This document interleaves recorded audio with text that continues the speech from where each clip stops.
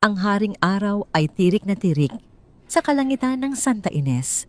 Walang ibang maririnig sa paligid kundi ang huni ng mga kuliglig at ang paminsan-minsang pagtahol ng aso sa kalayuan.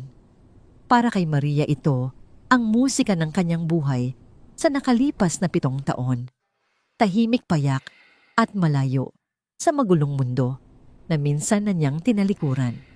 Nakaluhod siya sa gitna ng kanyang maliit na taniman ng gulay. Ang mga kamay ay puno ng lupa, habang maingat na binubunot ang mga damong ligaw sa paligid ng kanyang mga tanim na talbos ng kamote at sitaw. Ang pawis ay tumutulo mula sa kanyang noo, ngunit hindi niya ito ininda. Para kay Maria, ang bawat patak ng pawis ay simbolo ng kanyang kalayaan. Kalayaan mula sa sakit, kalayaan mula sa nakaraan. Ngunit ang katahimikang iyon ay biglang binasag ng isang malakas na ugong ng makina. Mula sa maputik na kalsada, isang makintab na itim na SUV ang parating. Tila ba isang halimaw na bakal na pilit sumisiksik sa makipot na daan ng baryo. Ang mga gulong nito ay walang awa sa pagtilamsik ng putik sa mga halamang nasa gilid ng daan. Napatayo si Maria, ang kanyang puso ay biglang kumabog. Nang mabilis, hindi dahil sa takot, kundi dahil sa isang masamang kutob. Hindi huminto ang sasakyan sa tapat ng gate. Sa halip, dire-diretso itong pumasok sa bakuran na parang pag-aari nito ang lugar. Isang malakas na tunog ng pagkalas ng kahoy ang umaling-awngaw nang mabangga ng bumper ng sasakyan ang isang bahagi ng kanyang bamboo fence. Nasagasaan ang ilang puno ng sili na ilang buwan niyang inalagaan. Huminto ang sasakyan. Ilang sandali pa bumukas ang pinto sa passenger seat. Bumaba ang isang babaeng tila hindi bagay sa lugar na yon. Nakasuot ito ng mamahaling puting dress, malalaking salamin sa mata at sapatos na may mataas na takong na agad bumaon sa malambot na lupa. Napangiwi ang babae at pinagpag ang kanyang damit. Kahit wala naman itong dumi, tumingin ito sa paligid na may halong pandidiri na para bang ang hangin mismo ay marumi para sa kanyang baga. Sumunod na bumaba mula sa driver's seat ang isang lalaki.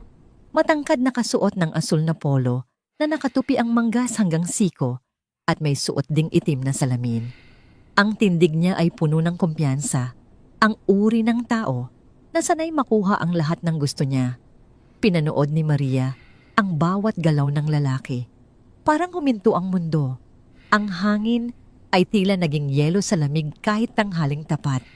Kilala niya ang tindig na yon. Kilala niya ang paraan ng paglakad nito. Kahit 7 taon na ang nakalilipas, hindi niya makakalimutan ang taong dumurog sa kanyang pagkatao. Si James. Naglakad si James palapit, hindi man lang tinatapon ang tingin sa nasirang bakod o sa mga nasagasaang halaman. Ang kanyang mga mata na nakatago sa likod ng madilim na salamin ay nakatuon lamang sa bahay, isang simpleng istruktura ng kahoy at semento na pininturahan ng dilaw. Hinarang siya ni Maria. Ang kanyang mga kamay ay marumi pa rin mula sa pagbubungkal ng lupa. Ang kanyang damit ay luma at hupas, ngunit ang kanyang baba ay nakataas. Ang dignidad ng isang ina ay hindi nasusukat sa ganda ng damit. Tinanggal ni James ang kanyang salamin. Ang kanyang mga mata ay malamig, walang bahid ng emosyon o pagsisisi. Tila ba, tumitingin lang siya sa isang estranghero. Sinabi ni James sa mababang boses na puno ng awtoridad, "Nandito ako para sa lupa." Hindi kumibo si Maria. Pinilit niyang pakalmahin ang nanginginig niyang mga kamay. Inakala niya na handa na siya sa araw na ito, pero mali siya. Ang makita ang mukha ng asawang nang iwan sa kanya habang nagdadalang tao siya ay parang pagbubukas ng sugat na hindi kailanman naghilom. Sumagot si Maria ng may diin, "Hindi ipinagbibili ang lupang ito at lalong hindi ka namin kailangan dito." Bago pa man makasagot si James, sumingit ang babaeng kasama niya. Lumapit ito kay James at kumapit sa braso nito na parang linta. Ito ay si Vanessa, ang kasalukuyang business partner at fiancé ni James. Tiningnan ni Vanessa si Maria mula ulo hanggang paa, isang tingin na puno ng panghuhusga. Sinabi ni Vanessa sa maarteng tono, "James, Huwag mo nang patagalin ito. Ang init-init at ang baho ng amoy ng lupa at dumi ng hayop dito. Bilisan mo na dyan, James. May reservation tayo sa restaurant mamayang gabi. Hindi pinansin ni Maria ang reklamo ni Vanessa. Ang kanyang mga mata ay nakapako lang kay James, ang lalaking minsan niyang minahal, nang higit sa sarili niyang buhay, at ang lalaking nag-iwan sa kanya sa ere nang walang paliwanag. Bumuntong hininga si James, tila naiinip sa sitwasyon. Humugot siya ng isang puting sobre mula sa bulsa ng kanyang pantalon at iniabot ito kay Maria. Ang galaw niya ay formal, tila nakikipag-usap lang sa isang tauhan sa opisina at hindi sa asawang iniwan niya 7 taon na ang nakararaan. Doble ang presyo ng lupa mo kumpara sa market value. Ang malamig na sabi ni James. Ang bawat salita niya ay parang yelo na tumutusok sa dibdib ni Maria. Sapat na yan para makapagsimula ka sa ibang lugar. Ibebenta mo ang farm at aalis ka na rito. Kailangan ko ang lupang ito para sa itatayo naming resort. Tiningnan lang ni Maria ang sobre. Hindi niya ito kinuha. Sa halip tumawa siya ng mahina, isang tawang walang halong tuwa, kundi puno ng pait. Akala mo ba mabibili ng pera ang lahat, James? Tanong ni Maria, ang boses niya ay nanginginig sa pinipigil na galit. 7 taon. 7 taon kang nawala. Ni hindi ka nagtanong kung buhay pa ako. Ni hindi ka nagpadala ng kahit isang mensahe. Tapos ngayon, babalik ka dito na parang hari. Sisirain ang bakod ko at uutusan akong umalis sa sarili kong pamamahay. Lumapit si Vanessa, ang takong ng sapatos nito ay bumaon sa maputik na lupa. Tiningnan niya si Maria ng may pandidiri. Huwag ka nang mag-inarte, miss. Mataray na sabi ni Vanessa habang inaayos ang kanyang mamahaling bag. Alam naman nating lahat na kailangan mo ng pera. Tingnan mo nga ang itsura mo, tingnan mo ang bahay na ito. Bulok na. Ginagawa lang kayong milyonaryo ni James kaya tanggapin mo na ang tseke at magpasalamat ka na lang. Naramdaman ni Maria ang pag-akyat ng dugo sa kanyang ulo. Ang paghahamak sa kanya ay kaya niyang tiisin, pero ang insultuhin ang tahanang itinaguyod niya nang mag-isa gamit ang dugo at pawis ay sobra na. Sa paanan ni Maria ay naroon ang isang timba ng tubig na ginamit niya kanina pangdidilig. Madumi ang tubig, kulay kape dahil sa halong lupa. Walang pasabi yumuko si Maria at binuhat ang timba. Bago pa man makaiwas si Vanessa, ibinuhos ni Maria ang laman ng timba sa direksyon nila. Ang maruming tubig ay tumilamsik sa makintab na sapatos at puting bestida ni Vanessa. Nabasa rin ang laylayan ng pantalon ni James. Napatili si Vanessa sa gulat at pandidiri. Ang kanyang mukha ay namula sa galit habang tinitingnan ang putik na ngayon ay dumudungis sa kanyang mamahaling damit. Wala kang modo. Sigaw ni Vanessa, ang boses ay tumataas sa sobrang inis. James, tingnan mo ang ginawa ng babaeng ito. Hindi kumibo si James. Pinunasan lang niya ang talsik ng putik sa kanyang braso gamit ang panyo. Tumingin siya kay Maria ng matalim. Ang hangin sa pagitan nila ay bumigat, puno ng tensyon na parang sasabog anumang oras. Umalis kayo sa pamamahay ko. Madiin na utos ni Maria. Ang kanyang boses ay mababa, ngunit puno ng babala. Hawak pa rin niya ang timba, handang ipukpok ito kung kinakailangan. Bago pa ako makalimot at hindi lang tubig ang abutin ninyo.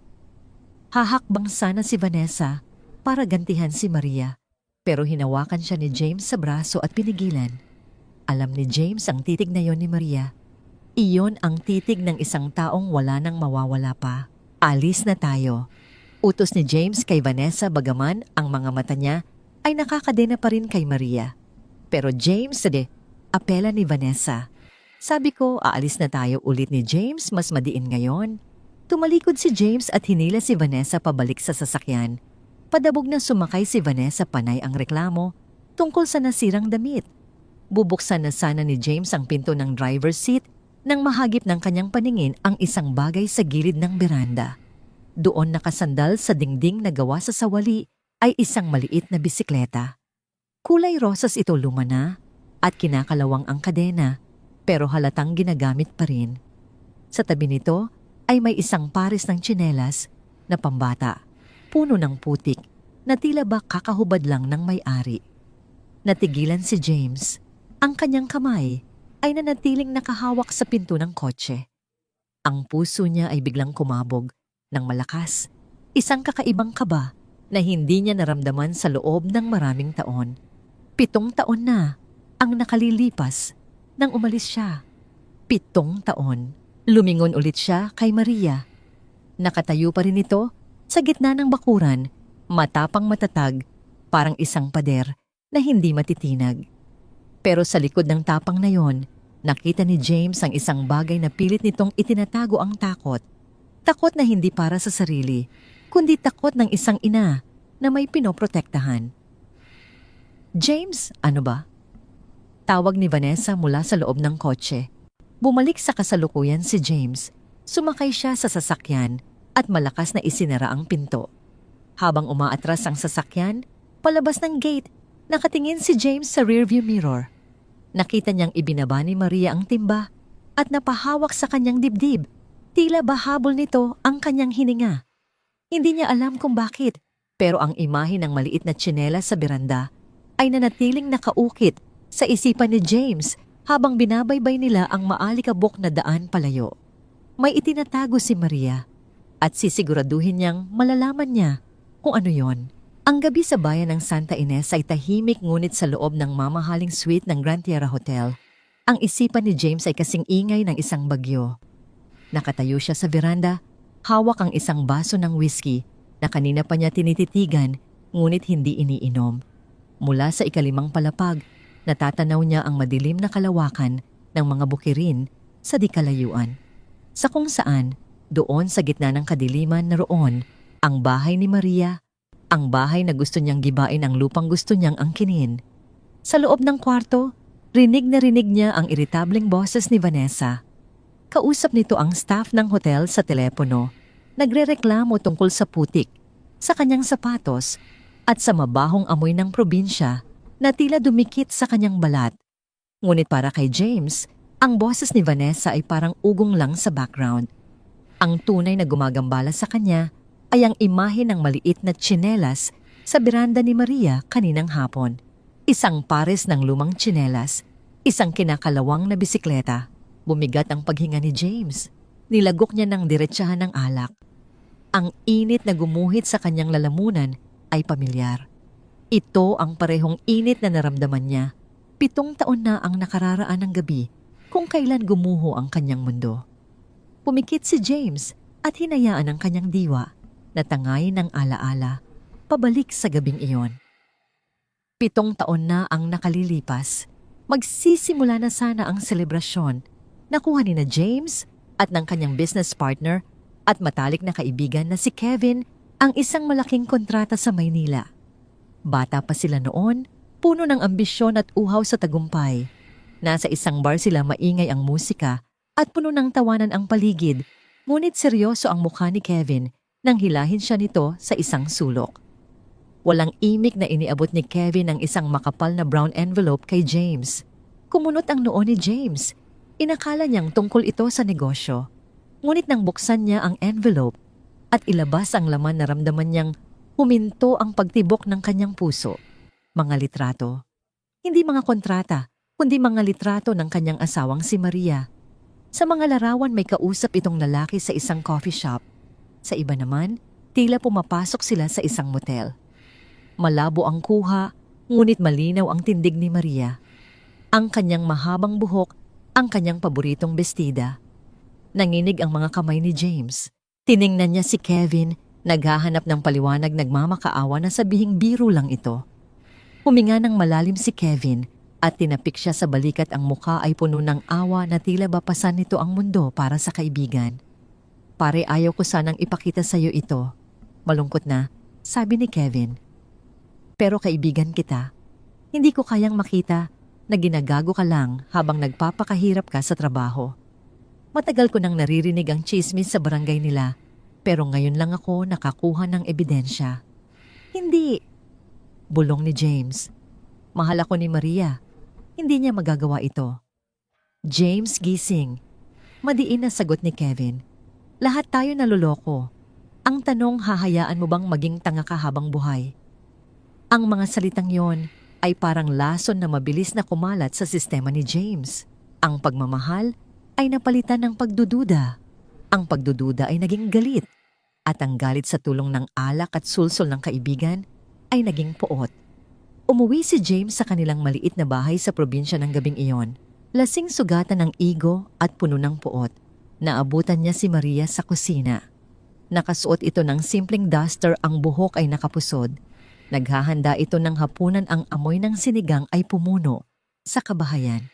Nang makita siya ni Maria, lumiwanag ang mukha nito. May hawak itong sandok at akmang yayakap sa kanya. James, andyan ka na pala. Masayang bati ni Maria. May sasabihin sana ako sa iyo kanina, pa ako naghihintay. Hindi na natapos ni Maria ang sasabihin. Hinablot ni James ang envelope mula sa kanyang bag at ibinato ang mga litrato sa mukha ni Maria. Nagkalat ang mga larawan sa sahig ng kusina. Natigilan si Maria. Ang ngiti sa kanyang mga labi ay unti-unting napalitan ng takot at pagkalito. Ano ito?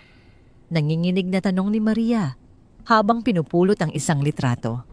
Huwag kang magmaang-maangan, sigaw ni James. Ang boses niya ay dumagundong sa maliit na bahay. Habang nagpapakahirap ako para sa kinabukasan natin, ikaw naman ay nakikipagkita sa ibang lalaki.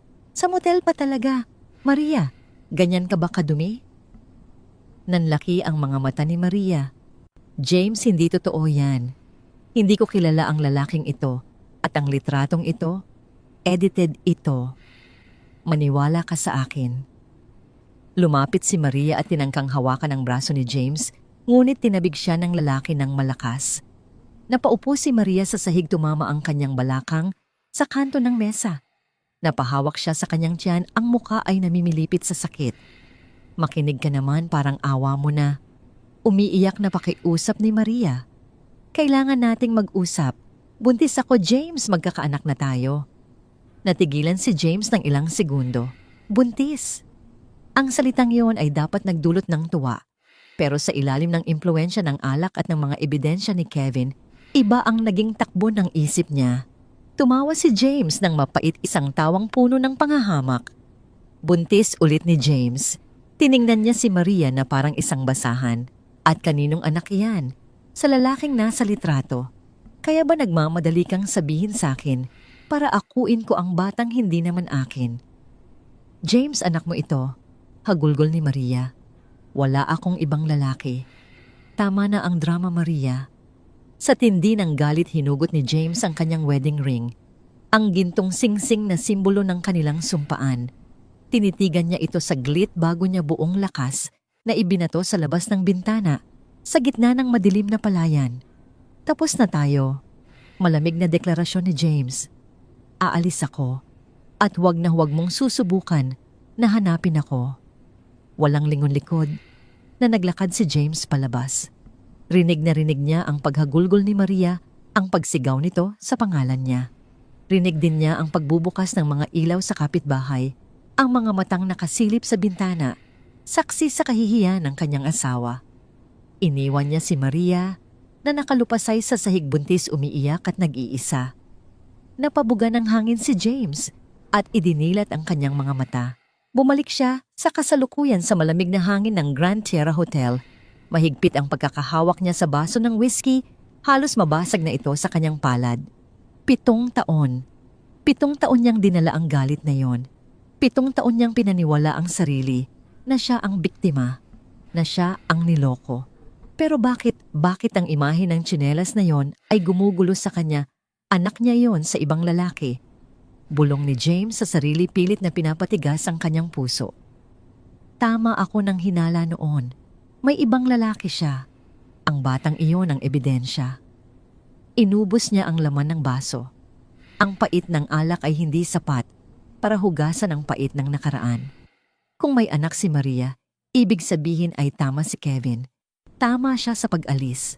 Tama siya sa paglimot. Tumalikod si James mula sa veranda at pumasok sa loob ng kwarto kung saan natutulog na si Vanessa. Kinuha niya ang folder ng kontrata sa ibabaw ng mesa. Ang plano para sa resort, ito na lang ang mahalaga ngayon. Negosyo, pera, tagumpay. Wala akong pakialam kung sino ang ama ng batang iyon. Mariing bulong ni James sa kawalan. Ang kanyang mukha ay bumalik sa pagiging matigas at malamig na negosyante. Kukunin ko ang lupang iyon, gigibain ko ang bahay na iyon, at buburahin ko ang huling bakas ni Maria sa buhay ko. Bukas hindi na siya magiging mabait. Bukas gagamitin na niya ang lahat ng alas niya. Kung ayaw ibigay ni Maria ang lupa sa maayos na usapan, kukunin niya ito sa paraang maiintindihan ng isang probinsyana sa pamamagitan ng takot at kapangyarihan. Pinatay ni James ang ilaw, ngunit alam niyang hindi siya dadalawin ng antok ngayong gabi. Ang multo ng nakaraan ay gising na gising at handa itong maningil. Ang gabi ay hindi naging payapa para sa mag-inang Maria at Leah. Pasado, 12:00 ng hating gabi, nang magising sila sa isang nakakabinging kalabog sa bubong. Tila may malalaking bato na ibinabato sa kanilang yero. Kasunod nito ang walang tigil na pagtahol ng aso sa labas at ang malulutong na mura ng mga lalaking hindi nila kilala. Lumayas na kayo habang maaga pa. Sigaw ng isang boses mula sa dilim. Kung ayaw ninyong masunog kasama ng bahay ninyo, nanginginig sa takot si Leah at yumakap ng mahigpit sa kanyang ina. Si Maria naman, sa kabila ng takot, ay nanatiling matatag. Niyakap niya ang anak at tinakpan ang mga tainga nito. Hindi siya lumabas. Alam niyang pananakot lang ito, isang maruming laro ng mga taong gustong umangkin sa kanilang lupa. Kinaumagahan bakas, sa mukha ni Maria ang puyat. Ang kanilang bakuran ay puno ng mga bato at basag na paso. Alam niya kung sino ang may kagagawan nito. Hindi man direkta, alam niyang konektado ito kay James at sa mga kasosyo nito. Habang nagwawalis si Maria ng mga kalat sa bakuran, muling dumating ang itim na SUV. Sa pagkakataong ito, walang kasamang Vanessa. Mag-isang bumaba si James. Nakasando lang si James ng puti sa ilalim ng kanyang bukas na polo at suot ang kanyang shades. Tiningnan niya ang mga bato sa paligid at ang yuping yero sa bubong. Kumunot ang noo niya, tila nagtataka, pero mabilis din niyang inalis ang reaksyon sa kanyang mukha. Negosyo lang ito. Kung tinakot man sila ni Kevin o ng mga tauhan nito, baka iyon ang kailangan para mapabilis ang pirmahan. Hindi siya pinansin ni Maria. Ipinagpatuloy lang nito ang pagwawalis ng padabog ang alikabok ay pilit na ipinupunta sa direksyon ni James. Maria, panimula ni James, ang boses niya ay seryoso. Nakita ko ang ginawa nila kagabi.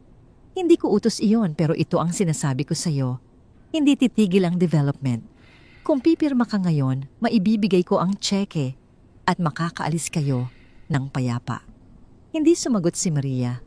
Pumasok ito sa loob ng bahay at padabog na isinara ang pintuan. Napabuntong hininga si James. Tigas ng ulo. Naglakad-lakad si James sa paligid ng bakuran habang naghihintay na lumabas ulit si Maria. Sinuri niya ang lupa. Mataba ang lupa, maganda ang pwesto para sa swimming pool ng resort. Habang nag-iikot na padpad siya sa likod bahay malapit sa taniman ng mais, doon nakita niya ang isang batang babae. Si Leah. Nakatungko ang bata sa lupa, abala sa paglalaro ng mga bato at patpat. Nakasuot ito ng kupas na t-shirt at shorts. Ang buhok niya ay itim na itim at mahaba na kapusod ng mataas. Natigilan si James. Ito ang batang may-ari ng tsinelas at bisikleta. Naramdaman ng bata ang presensya niya. Lumingon si Leah at tumayo. Hawak-hawak nito ang isang manika na gawa sa retaso ng tela, halatang gawa lang sa kamay. Hindi natakot si Leah. Sa halip tumingin ito sa kanya ng diretso, isang tingin na puno ng kuryosidad na dapat ay wala sa isang batang 6 na taong gulang. Ang mga mata ni Leah ay malalaki at madidilim na parang dalawang maitim na hiyas. May kakaibang lalim sa mga mata nito, parang nakikita ang kaluluwa ng kung sino man ang titingin dito. "Sino ka?" tanong ng bata. Malumanay, ngunit matapang ang boses nito. "Kayo po ba ang naghagis ng bato sa bahay namin kagabi?" Hindi nakasagot agad si James. Ang diretsong tanong ng bata ay parang sampal sa kanyang mukha. Oo, siya ang may gusto ng lupang ito. Pero hindi siya kailanman nag-utos na manakit ng bata. Hindi nito. Sagot ni James medyo nagulat sa sarili niyang defensiveness. Ako si James. May kailangan lang akong pag-usapan sa nanay mo. Tiningnan siya ni Leah mula ulo hanggang paa. Ang tingin nito ay mapanuri. Parang sinusukat kung nagsasabi ba siya ng totoo o hindi. Sabi ni nanay, masama daw ang mga taong may dalang sasakyan na malaki. Sabi ng bata sabay turo sa itim na SUV ni James. Kasi gusto nilang kunin ang bahay namin. Napalunok si James. Ang inosenteng obserbasyon ng bata ay tumama sa kanya. Gusto ko lang bilhin ng lupa. Pagtatanggol niya, bibigyan ko kayo ng pera para makabili kayo ng mas magandang bahay. May aircon, may malaking TV. Umiling ang bata. Ayaw ko ng aircon. Gusto ko dito. Nandito ang mga kaibigan ko. Nandito si Miming. Tinuro niya ang isang itong pusa na nakahimlay sa lilim ng isang puno ng mais. Huminto si Leah at lumapit kay James. Ang mga mata niya ay titig na titig sa mukha ng lalaki na para bang may hinahanap siyang isang sagot sa tanong na matagal nang gumugulo sa isipan niya. Bigla na lang nagtanong si Leah, "Kayo po ba yung masamang tao na sinasabi ni nanay?" Natigilan si James. Parang may pumilipit sa sikmura niya. Masama siya. Ang matagumpay na negosyante, ang taong iginagalang sa lungsod. Hindi ako masama. Mabilis na sagot ni James medyo napikon. Negosyante ako. Trabaho lang ito. Tango ng bata, tila hindi kumbinsido. Pero bakit po umiiyak si nanay kagabi? Hindi nakasagot si James. Ang konsensya niya ay biglang nagparamdam isang bagay na matagal na niyang ibinaon sa limot. Habang nakatitig si James sa bata, may kakaiba siyang napansin. Ang hugis ng ilong nito, ang paraan ng pagtaas ng kilay nito kapag nag-iisip. Ang mga mata ni Leah ay hindi lang basta itim. Ang mga ito ay may kakaibang kinang at hugis na pamilyar sa kanya. Ang mga mata na nakikita niya araw-araw sa salamin tuwing umaga. Napaatras si James. Ang tibok ng puso niya ay bumilis ng sobra. Posible kaya, bago pa man siya makapagsalita, isang malakas na sigaw ang bumasag sa katahimikan. Leah, lumayo ka sa kanya si Maria. Mabilis pa sa 4:00 na tumakbo si Maria palabas ng kusina. Hawak niya ang isang mahabang itak na ginagamit sa pagtabas ng damo. Ang mukha niya ay puno ng takot at galit ng isang inang leon na ipinagtatanggol ang kanyang anak. Hinila ni Maria si Leah sa likuran niya at itinutok ang itak kay James. Layuan mo ang anak ko. Nanginginig ang boses ni Maria sa galit. Huwag na huwag kang lalapit sa kanya. Nagulat si James sa reaksyon ni Maria. Itinaas niya ang kanyang mga kamay bilang senyales ng pagsuko. Wala akong ginagawang masama, depensa ni James. Nag-uusap lang kami. Wala kayong dapat pag-usapan, sigaw ni Maria.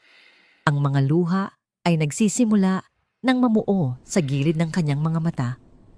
Umalis ka na, bago ko pa magawa ang isang bagay na pagsisisihan ko.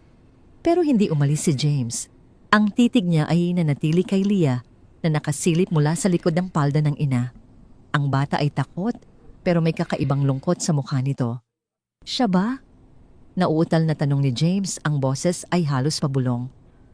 Siya ba ang anak mo? Hindi sumagot si Maria.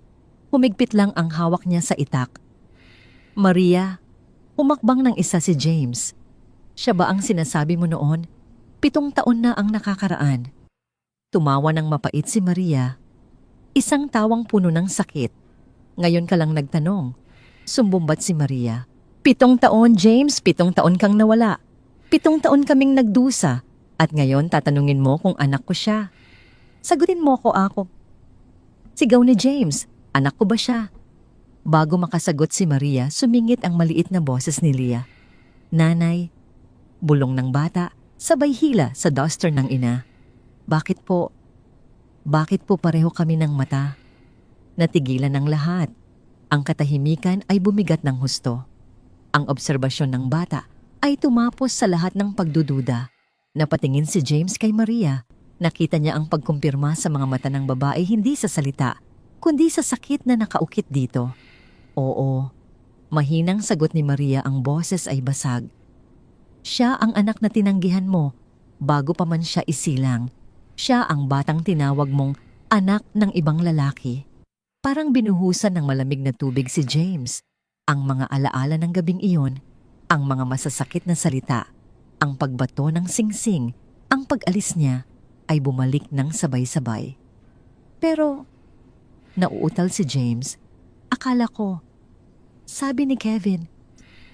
Si Kevin, dura ni Maria sa pangalan. Ang kaibigan mong sinungaling, ang kaibigan mong nanira sa pamilya natin.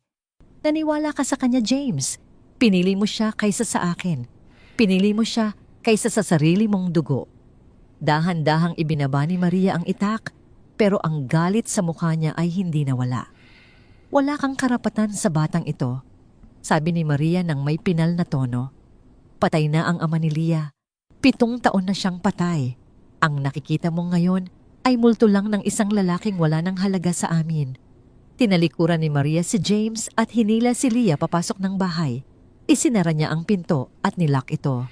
Naiwan si James sa gitna ng init ng araw tulala. Ang hangin ay humihip, dala ang alikabok ng lupang pilit niyang inaangkin. Pero ngayon, iba na ang bigat nito. Hindi na lang ito lupa. Ito ang tahanan ng kanyang anak. Ang anak na hindi niya kilala. Ang anak na tinanggihan niya. Napaluhod si James sa lupa. Sa unang pagkakataon, sa loob ng maraming taon, naramdaman niya ang isang bagay na mas masakit pa kaysa sa pagkabigo sa negosyo. Naramdaman niya ang bigat ng isang kasalanang hindi mababayaran ng kahit anong yaman. Si Leah. Ang pangalan ay paulit-ulit na umalingaw-ngaw sa kanyang isipan. May anak siya at galit ito sa kanya. Kinabukasan kumalat ang balita sa buong bayan ng Santa Ines na parang apoy sa tuyong damuhan. May anak si James. Ang mayamang developer na gustong bumili ng lupa ni Maria ay ang dating asawa nito. At hindi lang basta asawa, kundi ang ama ng batang si Leah. Sa loob ng suite ng Grand Tierra Hotel, basag ang katahimikan. Anak tili ni Vanessa. Halos mabasag ang salamin ng bintana sa tinis ng boses niya. May anak ka sa babaeng yon? Sa palengkera na yon. Nakatayo si James sa tapat ng bintana, nakatalikod kay Vanessa. Ang kanyang isip ay lumilipad pa rin sa nangyari kahapon. Ang mga mata ni Leah. Ang galit ni Maria. Hindi niya pinansin ang pagwawala ni Vanessa. Sumagot ka, James. Sigaw ulit ni Vanessa sabay bato ng unan sa direksyon ni James. Totoo ba, anak mo ba talaga ang batang iyon? Humarap si James ng dahan-dahan. Ang mukha niya ay walang emosyon, pero ang mga mata niya ay pagod. Oo, maikling sagot ni James. Anak ko siya. Natigilan si Vanessa. Ang galit sa mukha niya ay napalitan ng takot-takot na mawala ang lahat ng pinaghirapan niyang makuha. Ang yaman ni James, ang posisyon sa kumpanya, ang kasal na matagal na niyang inaasam. Kung may anak si James, magbabago ang lahat. Ang mana, ang atensyon, ang prioridad. So anong plano mo ngayon? Mataray na tanong ni Vanessa pilit na pinatatatag ang sarili. Babalikan mo siya. Iiwan mo ako para sa pamilyang iniwan mo na noon. Hindi sumagot si James. Kinuha niya ang susi ng kotse sa mesa at naglakad palabas ng pinto. Saan ka pupunta? Sigaw ni Vanessa. Kailangan kong mag-isip. Sagot ni James bago isara ang pinto. Naiwan si Vanessa sa kwarto nang gagalaiti sa galit. Hindi siya papayag na masira ang lahat dahil lang sa isang batang hindi naman dapat na buhay. Kinuha niya ang kanyang bag at nagmadaling lumabas. Kung hindi kayang lutasin ni James ang problema, siya ang gagawa. Sa sitio ni Maria, abala ang mag-ina sa paglalaba sa ilog. Payapa ang paligid, maliban sa tunog ng lagaslas ng tubig at ang paminsan-minsang pagtawa ni Leah habang naglalaro ng bula. Pero ang kapayapaan ay panandalian lang. Isang pamilyar na itim na SUV ang huminto sa gilid ng ilog. Bumaba si Vanessa, suot ang isang designer sunglasses at summer dress na halatang hindi bagay sa lugar. Napahinto si Maria sa pagkusot. Agad niyang inutusan si Leah na umahon at pumasok sa bahay, pero nagmatigas ang bata at nagtago lang sa likod ng isang malaking bato na kasilip. Lumapit si Vanessa kay Maria. Ang mga takong ng sapatos niya ay lumulubog sa buhanginan. Maria, di ba? Panimula ni Vanessa puno ng sarkasmo. Ang babaeng hindi marunong makamove on. Tumayo si Maria at pinunasan ang kanyang mga kamay sa palda. Hinarap niya si Vanessa nang walang takot. Anong kailangan mo? Tanong ni Maria ng diretso. Tumawa si Vanessa ng mahina. Binuksan niya ang kanyang mamahaling bag at naglabas ng isang makapal na sobre. Alam ko na ang lahat. Sabi ni Vanessa sabay abot ng sobre kay Maria. Alam ko na tungkol sa bata at alam ko rin na ginagamit mo lang ang anak mo para pirahan si James para pigilan ang pagbenta ng lupa. Kumunot ang noo ni Maria. Hindi ko kailangan ng pera ninyo. Oh please. Irap ni Vanessa. Lahat ng tao ay may presyo. Sa loob ng sobreng ito ay checking nagkakahalaga ng 2 milyon. Sapat na yan para lumayas ka dito dalhin ang anak mo sa malayo. At wag nang magpakita kay James kahit kailan. Tinitigan ni Maria ang sobre. 2 milyon. Malaking halaga. Pwede niyang ipaayos ang bahay mapag-aral si Leah sa magandang eskwelahan, mabuhay ng komportable. Pero para kay Maria ang pera ay walang halaga. Kung kapalit nito ay ang dignidad niya at ng kanyang anak. Kunin mo na. Udyok ni Vanessa. Huwag ka nang magpakipot. Alam naman nating pareho na hindi ka mahal ni James. Naaawa lang siya sa bata. Kapag nakuha na niya ang lupa, iiwan ka rin niya ulit. Tulad ng ginawa niya noon. Ang mga salitang yon ay tumarak sa puso ni Maria. Alam niyang may punto si Vanessa. Iniwan siya ni James noon. Ano ang pipigil dito na gawin ulit iyon? Pero sa halip na umiyak o magalit, ngumiti si Maria. Isang ngingiti na puno ng tapang at karunungan. Kinuha niya ang sobre mula sa kamay ni Vanessa. Napangiti si Vanessa ng tagumpay. Good girl. Alam ko namang, bago pa matapos ni Vanessa ang sasabihin, pinunit ni Maria ang sobre sa gitna. At pinunit ulit. At ulit. Nanlaki ang mga mata ni Vanessa. Ang mga piraso ng tseke ay nahulog sa ilog at tinangay ng agos. Baliw ka ba? Tili ni Vanessa. 2 milyon yon. Ang dignidad ko at ng anak ko ay hindi nabibili. Mahinahong sabi ni Maria. At hindi ko kailangan ng pera ng isang lalaking walang bayag para panindigan ang sarili niyang pamilya. At lalong hindi ko kailangan ng limos mula sa isang kabit na takot mawalan ng ATM. Namula si Vanessa sa galit. Anong tinawag mo sa akin, kabit? Bakit hindi ba? Sagot ni Maria. Kayo na ba? Kasal na ba kayo? O baka naman display ka lang din hanggang sa makahanap siya ng mas bata at mas maganda. Sa sobrang galit akmang sasampalin ni Vanessa si Maria. Itinaas niya ang kanyang kamay, handang dumapo sa pisngi ng kausap. Pero mabilis si Maria. Nasalo niya ang kamay ni Vanessa sa ere. Mahigpit ang hawak niya sa pulso nito. Huwag mo akong subukan. Banta ni Maria. Laki ako sa hirap. Ang mga kamay na ito ay sanay sa trabaho, hindi sa pagpapaganda lang. Baka mabalian kita ng buto bago ka pa makasigaw. Sa takot at gulat, pilit na nagpupumiglas si Vanessa. Bitawan mo ako. Nasasaktan ako. Tinulak siya ni Maria ng malakas. Dahil sa taas ng takong at lambot ng lupa, nawalan ng balanse si Vanessa. Bumagsak siya ng patihaya sa maputik na pampang ng ilog. Plak ang kanyang designer dress ay nabalot ng putik. Ang kanyang buhok ay nalagyan ng lumot. Mukha siyang basang sisiw na nahulog sa kanal. Nagsimulang magdatingan ang mga kapitbahay na nakarinig sa ingay. Nakita nila ang senaryo ang matapang na si Maria na nakatayo at ang maarte at mapagmataas na si Vanessa na nakalupasay sa putik. Nagtawanan ang mga tao. May ilan pa na kumuha ng litrato gamit ang cellphone.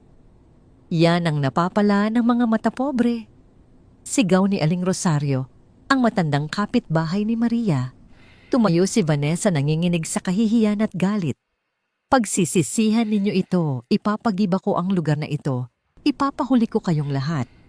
Subukan mo, hamon ni Maria. Hihintayin namin kayo. Umalis si Vanessa, hila-hila ang kanyang sarili, pabalik sa sasakyan habang ang tawanan ng mga tao ay umaalingaw-ngaw sa kanyang likuran. Mula sa malayo nakasilip si James sa loob ng isa pang sasakyan na nakaparada sa di kalayuan. Nakita niya ang lahat, ang pagpunit ng tseke, ang pagtulak, ang tapang ni Maria. Sa halip na magalit para sa kanyang fiancé, napangiti si James ng lihim. Iba ka talaga, Maria. Bulong niya sa sarili. Hindi ka pa rin nagbabago. Sa kauna-unahang pagkakataon, naramdaman ni James ang isang kakaibang respeto sa babaeng iniwan niya. At kasabay nito ang isang tanong sa kanyang isip. Sino ba talaga ang nawalan? Si Maria ba na nawalan ng asawa? O siya na nawalan ng isang babaeng kayang tumayo sa sarili niyang mga paa kahit gaano kalakas ang bagyo? Pinaandar ni James ang sasakyan at umalis bago pa siya makita baon ang isang bagong plano sa kanyang isip. Hindi na ito tungkol sa lupa. Tungkol na ito sa pagbawi ng isang bagay na mas mahalaga. Kinabukasan maagang nag-umpisa ang araw sa Santa Ines Elementary School. Ang hangin ay amoy nilagang saging at alikabok mula sa walis tingting ng mga naglilinis na guro sa bakuran. Mula sa di kalayuan, nakaparada ang isang hindi pamilyar na sasakyan, hindi ang malaking itim na SUV, kundi isang simpleng sedang inupahan ni James para hindi masyadong agaw pansin. Nakasandal siya sa gilid ng kotse, suot ang isang simpleng t-shirt at maong malayong malayo sa formal na bilyonaryong anyo niya kahapon. Nakapako ang mga mata ni James sa gate ng eskwelahan. Hinihintay niya ang isang tao. Ilang minuto ang lumipas, nakita niya si Leah. Naglalakad ang bata. Mag-isa, suot ang kanyang puting uniforme na medyo kupas na, ngunit malinis na malinis at kargado. Ang isang lumang backpack na mas malaki pa yata sa kanya. Ang buhok nito ay maayos na nakapusod, may dalang maliit na plastic container ng baon. Naramdaman ni James ang isang pamilyar at kakaibang kaba sa kanyang dibdib. Isang pag-alon ng emosyon na hindi niya maintindihan. Ito ba ang tinatawag nilang lukso ng dugo? Ang pakiramdam na kahit hindi mo kilala ang isang tao, alam ng katawan mo, ng kaluluwa mo na bahagi siya sa iyo. Humakbang si James palapit, pero bigla siyang napahinto nang makita ang isang grupo ng 3 batang lalaki na humarang sa daanan ni Leah. Mas malalaki ang mga ito, malamang ay nasa 3 o 4 na baitang. "Uy, Leah, nasaan na yung tatay mo?" Pang-aasar ng pinakamatangkad na bata, sabay tawa ng nakakainsulto. Sabi ng nanay ko, "Wala ka raw tatay, kasi pulot ka lang." Napayuko si Leah. Umigpit ang hawak niya sa strap ng kanyang backpack. "Hindi ako pulot." Mahinang sagot niya. Nasaan siya? Bakit hindi siya uma-attend ng family day? Kasi ayaw niya sa'yo. Dugtong pa ng isa, sabay tulak ng mahina sa balikat ni Leah. Muntik nang matumba si Leah, pero pinilit nitong magpakatatag. Nakita ni James ang panginginig ng mga balikat ng bata, ang pilit na pagpipigil ng luha na pamilyar sa kanya. Iyon ang parehong reaksyon ni Maria kapag nasasaktan ito, pero ayaw magpahalata. Kumulo ang dugo ni James. Wala siyang pakialam kung mga bata ang kaharap niya. Wala nang mas mahalaga ngayon kundi ang protektahan ang batang nasa harap niya. Bago pa man muling maitulak ng mga bully si Leah, isang malaking anino ang tumakip sa kanila. "May problema ba rito?" Ang boses ni James ay malalim kalmado, ngunit may nakatagong panganib. Napatingala ang 3 bata. Nang makita nila ang matangkad at seryosong lalaki, biglang nawala ang angas nila.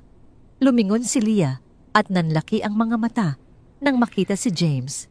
"Kayo po." Hindi pinansin ni James si Leah saglit. Tiningnan niya ng diretso ang mga batang lalaki. "Tinatanong ninyo kung nasaan ang tatay niya." Lumuhod si James para magpantay ang paningin nila ng mga bata. "Ako ang tatay niya." Nagkatinginan ng mga bully, bakas ang gulat at kaba sa kanilang mga mukha. "At ayaw na ayaw kong may nang-aasar sa anak ko." Patuloy ni James, ang boses ay pabulong, pero madiin. "Maliwanag ba?" Mabilis na tumango ang mga bata at nagkandarapang tumakbo papasok ng gate Iniiwan ang mag-ama. Naiwan si James na nakaluhod sa harap ni Leah. Tiningnan niya ang bata. Ang mga mata nitong kasing itim ng gabi ay nakatitig sa kanya naguguluhan pero may halong mangha. Okay ka lang ba? Tanong ni James pilit na pinapalambot ang kanyang boses. Tumango si Leah ng dahan-dahan. Bakit niyo po sinabing, tatay ko kayo? Sabi ni nanay, wala na daw ang tatay ko. Parang may kumurot sa puso ni James sa narinig niya. Tama si Maria.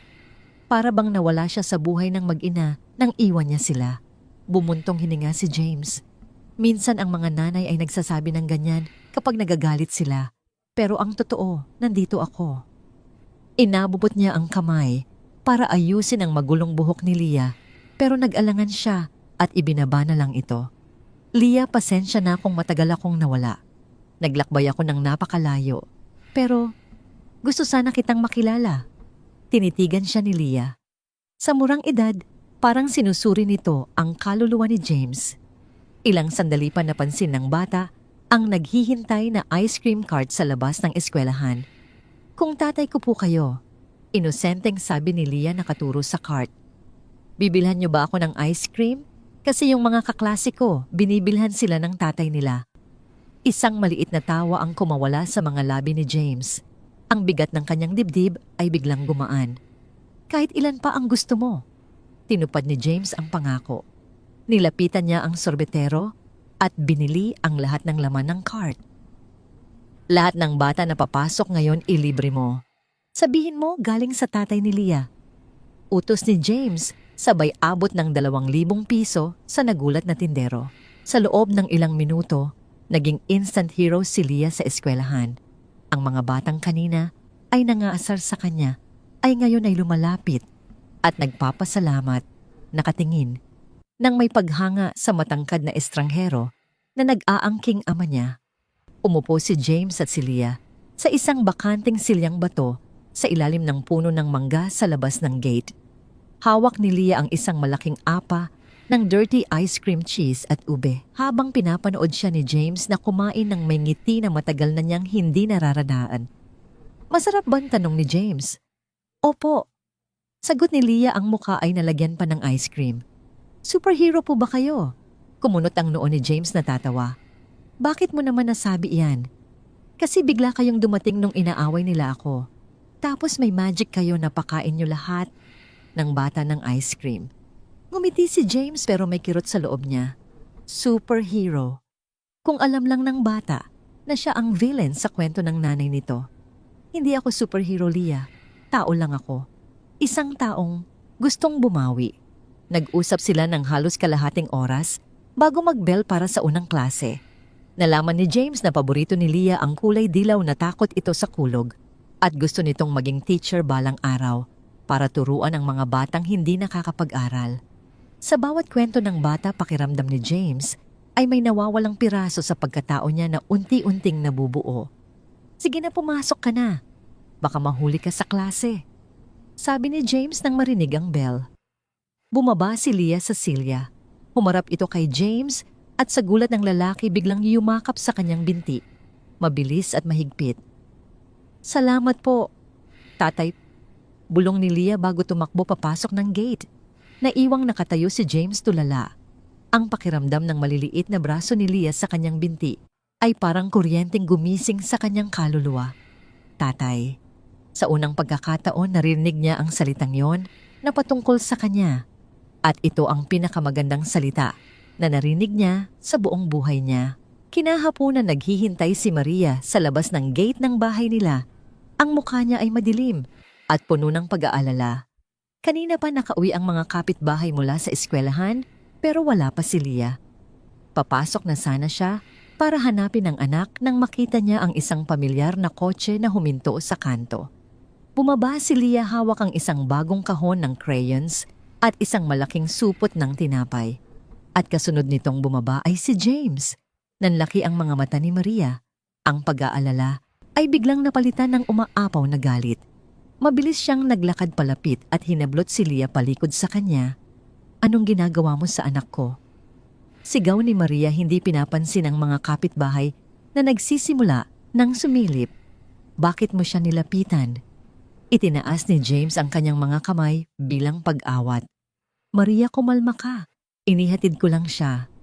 Hindi mo siya ihahatid kung hindi mo siya nilapitan. Nanggagalaiting sagot ni Maria. Ilang beses ko bang sasabihin sa iyo na layuan mo kami? Huwag mong guluhin ang isip ng bata. Nanay, huwag po kayong magalit. Sabat ni Lia. Hinihila ang palda ni Maria. Mabait po siya. Niligtas niya po ako sa mga umaway sa akin. Tapos binilhan niya po ako ng ice cream. Siya daw po ang tatay ko. Parang sinampal si Maria sa narinig. Tiningnan niya si James nang may matinding puot. Ginamit mo pa ang mga bata para magmukhang bida. Madiin na, sabi ni Maria, lumapit ng isang hakbang kay James. Wala kang karapatang tawagin ang sarili mong ama niya. Hindi mo alam ang sakripisyo ko. Hindi mo alam kung ilang gabi siyang umiyak dahil hinahanap ka niya habang ikaw nagpapasarap sa buhay mo. Alam ko, Maria. Alam kong nagkamali ako. Mahinang sagot ni James, hindi inaalis ang tingin sa mga mata ni Maria. Walang bakas ng yabang sa boses niya ngayon. Puno ito ng pagsisisi. Gusto ko lang sanang bumawi. Bumawi. Mapait na tawa ni Maria. Paano mo babawiin ang 7 taon? James, mabibili ba ng ice cream at lapis ang mga panahong wala ka? Hindi ko kailangan ng limos mo at lalong hindi kailangan ni Lia ng amang panandalian lang. Tinulak ni Maria si James sa dibdib. Umalis ka at huwag na huwag ka nang lalapit kay Lia kung hindi makakalimutan kong tao ka. Tinalikuran ni Maria si James at binuhat si Lia papasok ng bahay. Isinara niya ang gate ng malakas. Naiwan si James sa labas mag-isa sa ilalim ng papalubog na araw. Ramdam niya ang galit ni Maria at alam niyang may katwiran ito. Hindi madaling burahin ang 7 taon ng sakit. Pero habang nakatingin siya sa nakasarang gate, isang bagay ang luminaw sa isip niya. Hindi na siya aalis. Hindi na siya tatakbo. Kung kailangan niyang tanggapin ang bawat sampal, bawat mura, bawat pagtulak ni Maria para lang mapatunayan na nagbago na siya, gagawin niya. Dahil sa unang pagkakataon, meron siyang ipinaglalaban na hindi masusukat ng pera. Ang pamilya niya. Pumapatak ang mahinang ulan ng hapong iyon sa Santa Ines.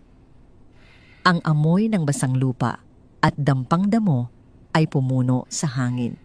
Sa halip na bumalik sa hotel, minabuti ni James na iparada ang inupahan niyang sedan sa gilid ng covered court ng barangay, hindi kalayuan sa bahay ni Maria. Wala siyang planong manggulo, gusto lang niyang mapanood ang bahay kahit sa malayo. Habang nakasandal siya sa manibela at pinagmamasdan ang mga patak ng ulan, sa salamin, isang pamilyar na bulto ang kumatok sa kanyang bintana. Si Lola Rosario, ang matandang kapitbahay ni Maria na nakasaksi sa pagtulak kay Vanessa sa putikan kahapon. Nakasuot ito ng lumang raincoat at may hawak na payong. Ibinaba ni James ang bintana. May kailangan po ba kayo, Lola? Formal, ngunit magalang niyang tanong. Tiniklop ng matanda ang payong at matalim siyang tinitigan. Ang mga mata nito, kahit malabo na dahil sa katandaan, ay tila bumabasa sa kanyang kaluluwa. Bumaba ka dyan, James. Utos ni Lola Rosario. Walang halong takot sa boses nito, kundi autoridad ng isang taong mas nakakaalam ng buhay. May kailangan kang makita. Nag-aalangan man pinatay ni James ang makina at sumunod sa matanda, pabalik sa maliit nitong bahay na katabi lang ng kina Maria. Pumasok sila sa sala na amoy kandila at lumang kahoy. Pinaupo siya ni Lola Rosario sa isang upuang yantok. Pumunta ang matanda sa isang lumang aparador at naglabas ng isang maliit na kahong gawa sa lata ng biskwit na kinalawang na ang mga gilid. Ipinatong niya ito sa maliit na mesa sa harap ni James. 7 taon na ang nakararaan pagkatapos mong layasan si Maria. Nang walang pasabi, binalak niyang sunugin ang mga gamit mo, pati na ang mga ito. Panimula ni Lola Rosario, ang boses ay mabigat sa emosyon. Inagaw ko sa kanya. Sabi ko, balang araw baka kailanganin ito ng bata. O baka kailanganin mo. Napakunot noo si James. Tiningnan niya ang kahon na parang may laman itong bomba. Ano po ito? Buksan mo. Dahan-dahang inangat ni James ang takip. Sa loob ay may ilang lumang resibo, isang tuyong bulaklak, at 2 bagay na nagpatigil sa paghinga niya, isang ultrasound printout na kupas na, at isang maliit na notebook na may asol na cover. Nanginginig ang mga kamay ni James nang kunin niya ang notebook. Binuksan niya ito. Ito ang diary ni Maria. Agosto 12. James, hindi mo pa rin sinasagot ang mga tawag ko. Nagpunta ako sa opisina ninyo sa Maynila, pero sabi ng guard bawal daw akong pumasok. Utos daw ni Kevin. Nagsusuka ako tuwing umaga. Sabi ng doktor malakas ang kapit ng bata. Sana ikaw rin malakas ang kapit sa atin. Setyembre 5. Ngayon ko nalaman ang totoo. Nakita ko si Kevin sa bayan kasama ang mga lalaking nagpanggap na nag-imbestiga sa akin. Narinig ko silang nag-uusap tungkol sa pera at sa mga litratong ginawa nila. Gusto sana kitang puntahan para sabihin ang totoo, pero nalaman kong ikakasal ka na raw sa anak ng bagong investor ninyo. Napakasakit, James. Ipinagpalit mo ang pamilya mo para sa ambisyon. Oktubre 20. Naramdaman ko na ang unang sipa niya. Babae daw siya, James. Kamukha mo raw, sabi ni Lola Rosario. Pero hindi ko na siya ipapakilala sa iyo dahil ang lalaking naniwala sa kasinungalingan ng iba kaysa sa asawa niya ay hindi karapat-dapat maging ama. Isinara ni James ang notebook. Halos hindi siya makahinga. Ang mga salita ni Maria ay parang mga kutsilyong isinaksak sa kanyang dibdib isa-isa. Ang mga petsa, ang mga detalye, kumunot ang noo niya nang mabasa ang entry noong Setyembre 5. Kevin, kasama ang mga lalaking nagpanggap, bumalik sa alaala niya ang mga araw na yon. Ang mga litratong ipinakita ni Kevin, ang lalaking kasama ni Maria sa litrato. Ayon kay Kevin, nahuli niya ang mga ito sa isang motel sa Kalapitbayan. Pero sa araw na sinabi ni Kevin na kinuhanan ang litrato nasa Maynila, si Maria buong araw para asikasuhin ang mga papeles ng lupa ng kanyang mga magulang. Siya pa mismo ang naghatid kay Maria sa terminal ng bus noong umagang iyon. Paano niya yun nakalimutan? Paano siya nabulag ng galit at selos kaya hindi niya napansin ang mga butas sa kwento ni Kevin sumiklab, ang galit sa dibdib ni James, isang galit na hindi para kay Maria, kundi para sa sarili niya. At higit sa lahat kay Kevin, sino ang lalaking kasama ni Maria sa mga litrato, Lola? Matigas na tanong ni James. Ang boses ay nanginginig sa pinipigil na emosyon. Bumuntong hininga ang matanda. Si Tomas, isang sugarol dito sa kabilang barangay. Binayaran siya ni Kevin para pumarada sa tabi ni Maria habang naghihintay ito ng masasakyan at kinuhanan sila ng palihim mula sa malayo. Pagkatapos, inedit nila ang background para magmukhang motel. Napatayo si James. Ang baso ng tubig sa mesa ay muntik nang matumba sa lakas ng pag-usad niya. Bakit ngayon niyo lang sinabi ito sa akin? Sigaw niya, hindi sinasadyang tumaas ang boses. At maniniwala ka ba noon? Ganting sigaw ni Lola Rosario, sabay hampas ng tungkod sa sahig. Lasing ka sa galit at sa ambisyon mo, ni hindi mo binigyan ng pagkakataon si Maria na magpaliwanag. Paano ka maniniwala sa isang matandang tulad ko gayong mas pinaniwalaan mo ang kaibigan mong ahas? Natigilan si James. Napayuko siya, tinakpan ng mukha ng 2 palad. Pakiramdam niya ay guguho ang buong mundo niya. Ang 7 taon ng tagumpay ng yaman ng pagmamataas, lahat iyon ay itinayo sa ibabaw ng kasinungalingan at sa pagkawasak ng buhay ng babaeng minsan niyang pinangako ang aalagaan. Umiyak si James. Tahimik na paghikbi ng isang lalaking na-realize na siya ang mismong sumira sa sarili niyang pamilya. Lola, anong gagawin ko? Bulong niya parang batang nawawala. Lumapit ang matanda at tinapik ang kanyang balikat. Hindi mababago ng luha mo ang nakaraan, James, pero pwede mong itama ang kasalukuyan. Bago mo hingi ng tawad ni Maria, linisin mo muna ang kalat na ginawa mo. Pumikit si James ng mariin. Pagdilat niya, wala na ang luhang nagpapalabo sa kanyang paningin. Pinalitan ito ng malamig at nakakapasong determinasyon. Pinunasan niya ang kanyang mukha, kinuha ang notebook at nagpasalamat sa matanda. Dumiretso si James sa kanyang sasakyan.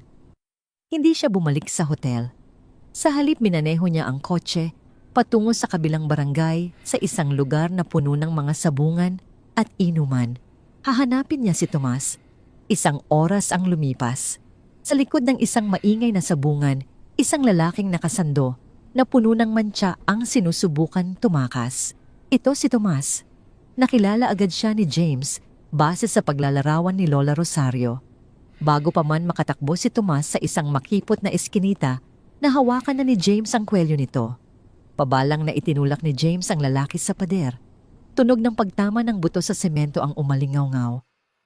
Aray, ano ba, sino ka ba? Daing ni Tomas amoy alak at pawis. Hindi nagsalita si James. Hinila niya si Tomas pataas at mahigpit na kinapitan sa leeg gamit ang isang kamay. Ang mukha ni James ay parang inukit sa bato sa sobrang seryoso. 7 taon na ang nakalilipas. Panimula ni James, ang boses ay mababa at nakakatakot.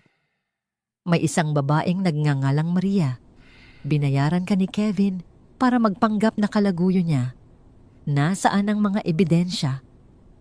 Nanlaki ang mga mata ni Tomas nang marinig ang pangalan. Nagpumilit siyang makawala. Pero mas malakas si James. Hindi ko alam ang sinasabi mo. Bitiwan mo ako. Walang babala binitawan ni James ang leeg nito. Pero mabilis na sinikmuraan ng lalaki. Napaluhod si Tomas umuubo at namimilipit sa sakit. Umupo si James sa tapat nito, pilit na iniangat ang mukha ni Tomas sa pamamagitan ng paghawak sa buhok nito. Makinig ka sa akin ng mabuti, Tomas. Bulong ni James sa tainga nito. Nasira ang pamilya ko dahil sa kalokohan mo. Nawalan ako ng 7 taon kasama ang anak ko. Kaya kung hindi mo sasabihin sa akin kung paano nyo ginawa ang plano, sisiguraduhin kong hindi ka na makakalakad bukas. Sa takot sa nakitang dilim sa mga mata ni James, nagsimulang umiyak at magmakaawa si Tomas. Oo na, sasabihin ko na, nauutal na sigaw nito. Si Kevin, binayaran niya ako ng 50,000. Siya ang kumuha ng litrato. May record ako ng bank transfer niya sa akin. Pati text messages niya nakatago pa sa lumang cellphone ko. Ibibigay ko sa'yo. Huwag mo lang akong patayin. Binitawan ni James ang buhok ni Tomas at tumayo. Inayos niya ang gusot ng kanyang polo. Tila ba nagpupunas ng dumi. Kunin mo ang cellphone, utos ni James ng malamig. Mayroon kang 5 minuto. Nang makuha niya ang lumang cellphone na naglalaman ng matibay na ebidensya laban kay Kevin, naglakad si James pabalik sa sasakyan. Tumingala siya sa madilim na kalangitan. Ang ulan ay tuluyan ng tumigil. Pero ang bagyo sa kanyang dibdib ay nagsisimula pa lamang. Nakuha na niya ang katotohanan. Ngayon, oras na para singilin ang mga taong may utang sa kanya. At higit sa lahat, oras na para patunayan kay Maria na handa siyang lumaban hindi para sa lupa, kundi para sa kanila. Gabi na, ngunit walang tulog si Kevin. Sa loob ng kanyang malaking opisina sa Maynila, nagpapabalik-balik siya sa paglalakad habang nakahawak sa kanyang cellphone. Kanina pa niya tinatawagan si James pero out of reach ito. Huli niyang nakausap si Vanessa at ang balita nito ay nagpakaba sa kanya, hindi pumirma si Maria at ang mas malala, nakilala na ni James ang bata. Alam ni Kevin na kapag naglapit ang mag-ama, madidiskubre ni James ang lahat ng kasinungalingan niya. 7 taon na ang nakararaan. At kapag nangyari iyon, hindi lang ang multimilyong resort project ang mawawala sa kanya, kundi pati na rin ang posisyon niya sa kumpanya at posibleng ang kalayaan niya. Hindi pwedeng mangyari ito. Bulong ni Kevin sa sarili, gigil na gigil. Kinuha niya ang isa pang telepono mula sa drawer, isang burner phone na ginagamit niya para sa mga maruming trabaho. Dinial niya ang isang numero. Sumagot ang isang magaspang na boses sa kabilang linya. Kailangan kong mapabilis ang pagpapaalis sa babaeng yon sa Santa Ines. Utos ni Kevin, walang halong pag-aalinlangan. Gawin ninyo ang lahat. Kung ayaw umalis sa maayos na usapan, takutin ninyo ng tuluyan. Sunugin ninyo ang bodega niya. Baka sakaling matauhan. Masusunod, boss. Sagot ng lalaki bago pinatay ang tawag. Ngumiti si Kevin. Para sa kanya ang negosyo ay laging may collateral damage at kung kailangang masunog ang buong sitio para maitayo ang resort niya, gagawin niya ito ng walang konsensya. Sa sityo ni Maria tahimik na natutulog ang mag-ina. Nakayakap si Leah sa kanyang ina. Ang mahinang paghinga nito ay ang tanging naririnig sa madilim na kwarto. Sa labas, malamig ang simoy ng hangin, dala ng papalapit na panahon ng anihan. Ang malaking bodega sa likod bahay ay puno ng mga sako ng palay na inanin ni Maria nitong mga nakaraang linggo, ang bunga ng kanyang dugo at pawis, ang pambayad niya sa tuition ni Leah para sa susunod na taon. Ngunit ang katahimikang yon ay mabilis na binasag ng pamilyar na tahol ni Miming, ang aso nilang nakatali sa gilid ng bodega. Hindi lang ito ordinaryong tahol, puno ito ng takot at babala. Naalimpungatan si Maria. Bumangon siya at dumungaw sa bintana. Ang nakita niya ay nagpatigil sa pagtibok ng kanyang puso. Ang dilim ng gabi ay napalitan ng nakakapasong liwanag na kulay kahel. Umuusok at nagliliyab ang bodega ng palay. Diyos ko po, sigaw ni Maria. Mabilis siyang bumangon, hindi na ininda ang panlalamig ng kanyang mga paa sa sahig. Leah, anak, gising. Nyugyog niya ang anak na agad namang umiyak sa gulat. Binuhat niya si Leah palabas ng kwarto habang ang amoy ng usok ay mabilis na pumapasok sa loob ng bahay. Ang apoy mula sa bodega ay mabilis na kumakalat patungo sa kusina nila dahil sa tuyong dahon ng saging sa paligid. Binuksan ni Maria ang pinto at tumakbo palabas ng bakuran. Nagsisimula na ring magising ang mga kapitbahay dahil sa ingay at liwanag ng apoy.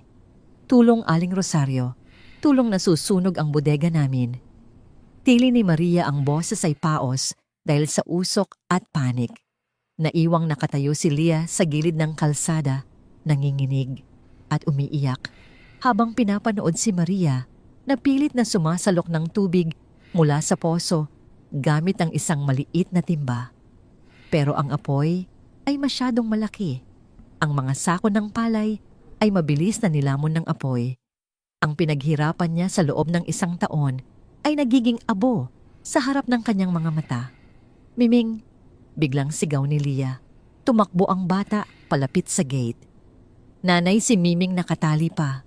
Tiningnan ni Maria ang direksyon ng aso. Nasa gilid ito ng nag-aapoy na bodega, pilit na kumakawala sa kadena, umiiyak dahil sa init. Akmang tatakbo si Maria para iligtas ang aso nang biglang bumagsak ang isang nagliliyab na hamba ng pinto ng bodega. Humarang sa daanan niya. Miming ba na hagulgol ni Leah, pilit na kumakawala sa mga kapitbahay na pumipigil sa kanya. Wala nang magawa si Maria. Umiiyak siya sa kawalan ng pag-asa. Ubos na ang palay niya. Masusunog pa ang bahay nila. Sa gitna ng kaguluhan, isang pamilyar na sasakyan ang mabilis na huminto sa harap ng sityo. Bago pa man mamatay ang makina, bumukas na ang pinto at lumabas si James. Kanina pa siya nakabalik galing sa bayan at nagpa siyang dumaan muna sa sityo bago umuwi sa hotel nang makita niya ang usok mula sa malayo. Nang makita niya ang apoy, hindi siya nag-atubili. Tinanggal niya ang kanyang polo, iniwan itong nakasando at tumakbo palapit. Nakita niya si Maria na nakalupasay sa lupa, umiiyak, at si Leah na sumisigaw para sa aso nila. James, wag! Sigaw ni Maria nang makitang tumatakbo si James papasok sa gate na puno ng usok. Hindi nakinig si James. Kinuha niya ang isang basang sako na ginamit ng mga kapitbahay at ibinalot ito sa kanyang braso. Wala siyang pakialam sa negosyo ngayon. Wala siyang pakialam sa lupa. Ang nakikita lang niya ay ang luha ng kanyang anak. Miming, sigaw ni James habang lumulusot sa gilid ng nagliliyab na bodega. Ramdam niya ang matinding init na parang sumusunog sa kanyang balat, pero hindi siya huminto. Narating niya ang aso. Mabilis niyang kinalas ang kadena sa poste kahit napapaso na ang kanyang mga kamay sa init ng bakal. Nang makawala ang aso, mabilis itong tumakbo palabas. Pero pagtalikod ni James, biglang gumuho ang isang bahagi ng bubong ng bodega. Bumagsak sa harap niya ang isang nagliliyab na yero at kahoy. Umalingaw-ngaw ang isang malakas na kalabog. Tumalsik ang mga baga at tinamaan si James sa kanyang likod at balikat. James, tili ni Maria mula sa labas. Sa unang pagkakataon matapos ang 7 taon, tinawag niya ang pangalan nito na may halong matinding pag-aalala. Pilit na itinulak ni James ang nasusunog na kahoy gamit ang balot na sako sa kanyang braso. Umuubo siya dahil sa kapal ng usok ang kanyang mga mata ay hapdi na hapdi. Tumakbo siya palabas ng bakuran kasunod ng huling pagguho ng buong bodega.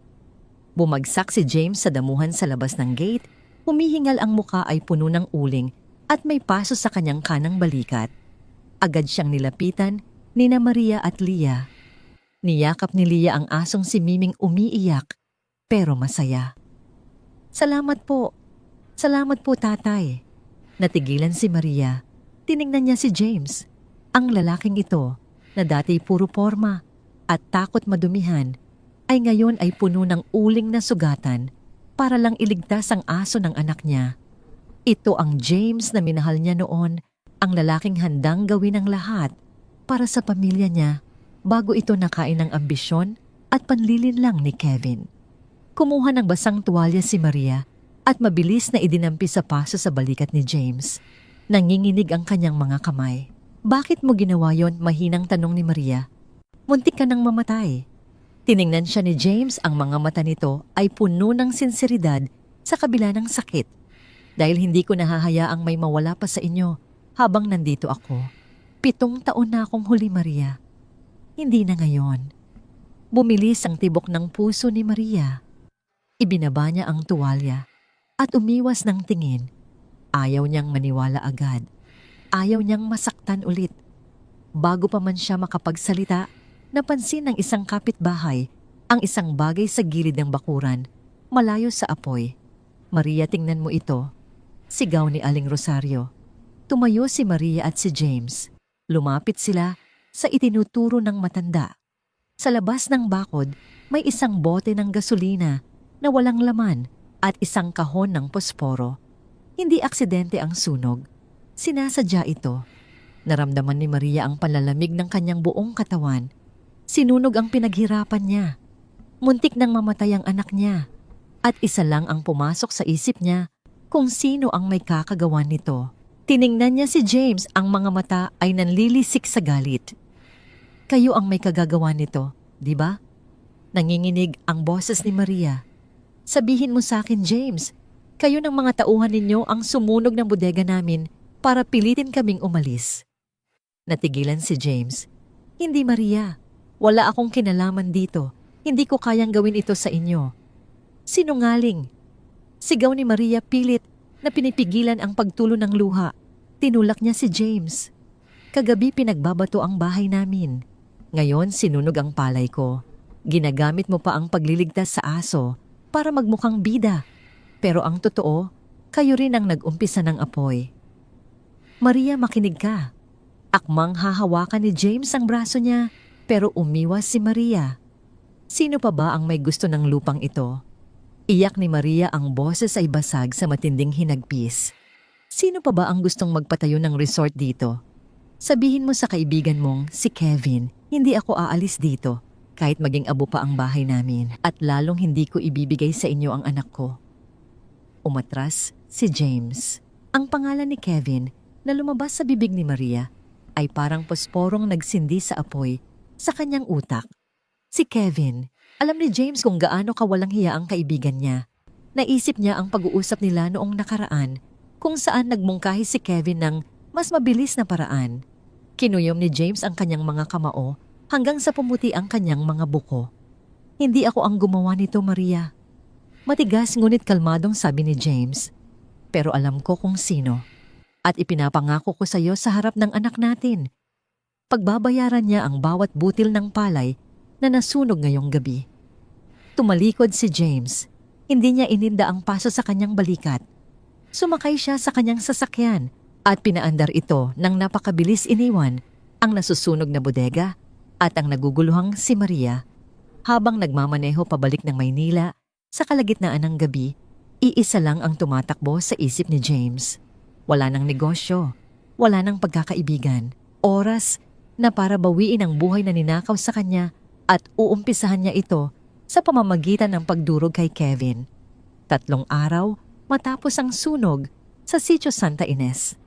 Ang Grand Ballroom ng isang sikat na hotel sa probinsya ay napapalamutian ng mga mamahaling bulaklak at umiilaw na mga chandelier. Ito ang gabi ng opisyal na pagpirma ng kontrata para sa Tierra del Sol Resort, ang proyektong inaasam-asam ni Kevin. Puno ang kwarto ng mga lokal na politiko, mayayamang mamumuhunan at mga miyembro ng media. Nakatayo si Kevin sa gitna ng entablado, nakasuot ng tuxedo, hawak ang isang baso ng champagne. Sa tabi niya ay si Vanessa, suot ang isang kumikinang na pulang gown, nakangiti ng pilit para sa mga kamera. Pareho silang nag-aastang mga hari at reyna ng gabi. Maraming salamat sa inyong pagdalo. Masayang bati ni Kevin sa mikropono, ang boses ay puno ng kayabangan. Ang proyektong ito ay magbibigay ng trabaho at kaunlaran sa Santa Ines. Isang patunay na ang progreso ay hindi mapipigilan ng kahit sinong makalumang pag-iisip. Nagpalakpakan ang mga bisita. Ngumiti si Vanessa at pasimpleng bumulong kay Kevin. Nasaan ba si James? Siya ang CEO. Dapat nandito siya para pumirma. Hayaan mo siya. Sagot ni Kevin, hindi inaalis ang nangiti sa mga bisita. Nababaliw na siya sa probinsyanang iyon. Ako na ang pipirma bilang pangkalahatang tagapamahala. Kapag nakuha na natin ang pondo, madali na siyang patalsikin sa board. Akmang kukunin na ni Kevin ang gintong pen para pirmahan ang malaking kontrata sa mesa nang biglang bumukas ng malakas ang dalawang malalaking pinto ng ballroom. Isang malakas na lagitik ng kahoy ang umalingaw-ngaw. Natahimik ang buong bulwagan. Lumingon ang lahat. Nakatayo sa pintuan si James. Wala siyang suot na tuxedo. Nakasuot lamang siya ng itim na polo na bukas ang unang dalawang butones at madilim na maong. Ang kanyang kanang balikat ay may bakas pa rin ng benda mula sa paso ng sunog. Ang kanyang buhok ay bahagyang magulo, ngunit ang kanyang mga mata ay parang nagliliyab na baga na handang tumupok sa sinumang humarang. Naglakad siya papasok. Mabibigat at mababagal ang kanyang mga hakbang. Ang ingay ng kanyang sapatos sa sahig ay parang pagbilang ng segundo bago sumabog ang isang bomba. Nagkatinginan ang mga mamumuhunan. Nawala ang nangiti ni Vanessa. Nanlamig si Kevin, ngunit pilit na pinanatili ang kanyang postura. James, saninandi, bati ni Kevin, pilit na pinasasaya ang boses. Akala ko hindi ka na darating, pare. Halika, ikaw na ang pumirma. Huwag mo akong tatawaging pare. Malamig na putol ni James. Ang kanyang boses ay hindi sumisigaw, ngunit sapat ang diin para marinig ng lahat kahit walang mikropono. Huminto si James sa paanan ng entablado. Tiningnan niya si Kevin mula ulo hanggang paa na parang isang basurang nakakalat sa daan. Anong ginagawa mo, James? Nakakahiya sa mga bisita. Pabulong na saway ni Vanessa, bumaba ng isang hakbang para pigilan sana si James. Hindi siya pinansin ni James. Itinaas ni James ang isang brown envelope, kaparehong-kapareho ng envelope na ibinigay sa kanya ni Kevin 7 taon na ang nakararaan. Mga Ginoo at ginang. Malakas na anunsyo ni James sa mga mamumuhunan. Hinihingi ko ang inyong paumanhin, ngunit walang kontratang pipirmahan ngayong gabi. Kinakansela ko ang buong proyekto ng Tierra del Sol. Nagumpisa ang bulungan sa buong kwarto. Nagkagulo ang mga media. Ano, tili ni Vanessa? Nababaliw ka na ba, James? Milyon-milyon ang mawawala sa atin. Namula si Kevin sa galit. Security, ilabas ninyo ang taong ito. Lasing siya. Lumapit ang 2 gwardya, ngunit isang matalim na tingin lang ni James ang nagpatigil sa kanila. Kilala nila kung sino ang tunay na nagbabayad ng kanilang sweldo. Umakyat si James sa entablado. Hinarap niya si Kevin. Lasing tumawa ng mapait si James. 7 taon akong lasing sa kasinungalingan mo, Kevin. 7 taon akong naging bulag habang ninanakawan mo ako at sinisira mo ang pamilya ko. Binuksan ni James ang envelope. Kinuha niya ang mga dokumento at inihagis ito sa mukha ni Kevin. Nagkalat ang mga papel sa sahig, mga bank records, mga pekeng kontrata at ang kopya ng text messages mula sa lumang cellphone ni Tomas. Iyan ang mga ebidensya ng paglustay mo ng pondo ng kumpanya. Madiin na, sabi ni James habang nakatitig sa namumutlang si Kevin. Gumawa ka ng mga pekeng supplier para nakawin ang pera ng mga investors na nandito ngayon. Lalong lumakas ang bulungan ng mga tao. Ang ilan sa mga mamumuhunan ay tumayo na halatang galit. Kasinungalingan iyan. Pilit na depensa ni Kevin bagaman nanginginig na ang kanyang boses. Inimbento mo lang yan dahil galit ka na gusto kong ituloy ang proyekto. At ito, naglabas si James ng isang flash drive at inabot sa technician na nasa gilid ng entablado. I-play mo. Ilang segundo lang lumabas sa malaking screen sa likod nila ang isang video. Ito ay ang kuha ng CCTV mula sa gasolinahan malapit sa sitio Santa Ines. 3 gabi na ang nakararaan. Malinaw na nakita ang sasakyan ni Kevin at ang pag-abot nito ng pera sa 2 lalaking may bitbit na mga galon ng gasolina. Naggasp ang mga tao sa loob ng ballroom. Sinunog mo ang bodega ng asawa ko. Umalingaw-ngaw ang boses ni James, punong-puno ng puot. Muntik mo nang patayin ang anak ko para lang makuha ang lupa niya. Napaatras si Kevin. Wala na siyang lusot. Ang kanyang mukha ay nawalan ng kulay. Tiningnan niya si Vanessa naghihintay ng tulong, ngunit maging si Vanessa ay lumayo sa kanya takot na madamay. James, pakinggan mo muna ako. Nagmamakaawang sabi ni Kevin, itinaas ang 2 kamay. Ginawa ko lang yon para sa kumpanya natin.